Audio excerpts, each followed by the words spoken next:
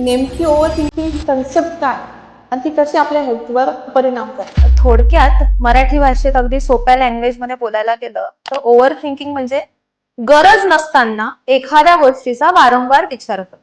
Okay, मग त्याच्यामध्ये तुम्ही ब्रूड करू शकता. ब्रूडिंग इज व्हॉट, की पूर्वीचे विषय आठवायचे आणि त्याच्याबद्दल खंत किंवा दुःख करत बसायचं, किंवा अति काळजी, अति चिंता, गरज नसताना भविष्याची चिंता.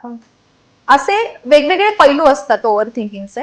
पण त्याच्याने जर तुमच्या शरीरावरती लक्षणं येत आहेत, आता नॉर्मली ह्युमन ब्रेन हा सतत विचारांमध्येच असतो. बरोबर.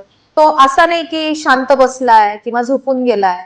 दिवसभर जे काही आपण जगतो, वावरतो, तर तिथं सतत तो कुठल्या ना कुठल्या तरी विचारांमध्ये इन्व्हॉल्वच असतो. पण जर त्याचा तुमचा फंक्शनिंग वरती परिणाम होतो, म्हणजे तुमची जी वर्क कपॅसिटी हॅम्पर होते, तर मात्र नक्कीच ते त्रासदायक आहे. की कुठंतरी ते इंटरप्ट व्हायला पाहिजे. आता कुठेतरी तुम्ही स्वतःवरती वर्कआउट करायला पाहिजे.